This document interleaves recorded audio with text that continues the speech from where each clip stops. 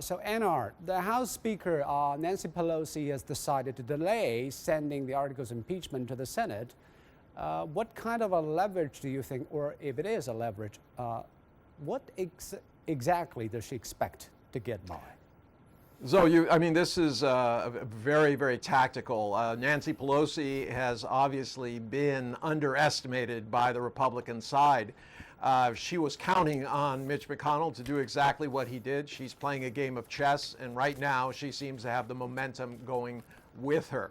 Now, by delaying this prevents McConnell from having what we call a kangaroo court, in essence, a prejudged outcome. He wanted to just bring it in, have a few hours of debate, and then declare the president not only not guilty, but exonerated. Now this is going to be hanging in the wind until there is an actual negotiation.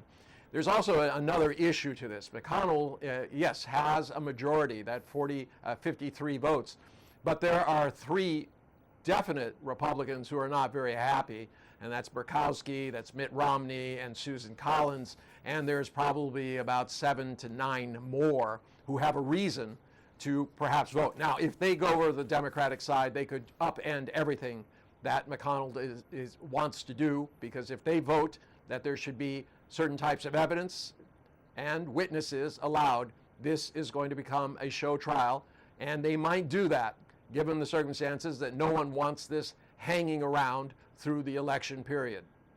But that's still a tall order for that many Republicans to flip their sides. But in any way, this Trump impeachment can affect his 2020 presidential bid? Well, it can.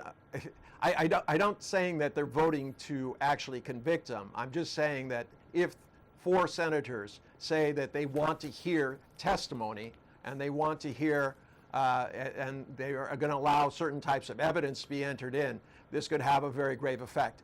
In terms of Trump's strategy right now, he's having difficulty. An additional poll has just come out recently within the last 12 hours from USA Today.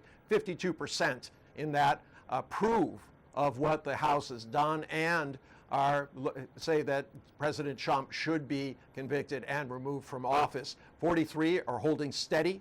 They're saying that they're behind Trump, but there are cracks appearing there. I mean, his former press advisor for all of 2 days, Mr. Scaramucci, has said that if 4 individuals testify, including Bolton, Mulvaney, the Secretary of State, or Rudy Giuliani, have to do that under oath, he assumes that the president will, in essence, resign before even testimony is taken. So there are a lot of things going on here right now. It's a very fluid situation. Obviously, the American public is now much closer to this. The question is, how will the Republicans respond if they're seen as protecting Trump rather than the truth? This could be a situation where they are also on trial, and this could be to the advantage of the Democrats. And there is an interesting angle. That's a central Chinese city, that's Yiwu, has made some predictions. Trump would be reelected. And that place is known for world-famous wholesale market for small commodities. That prediction is based on increased orders from the U.S., including flags, hats, and T-shirts. Well, they did it back in 2006, and they actually were quite right. What do you make of their predictions? Well, I think it's always nice, and I think it's a masterstroke of public relations that they are reminding people that they have this ability. Yiwu will certainly be flashed across the globe in terms of the different news outlets.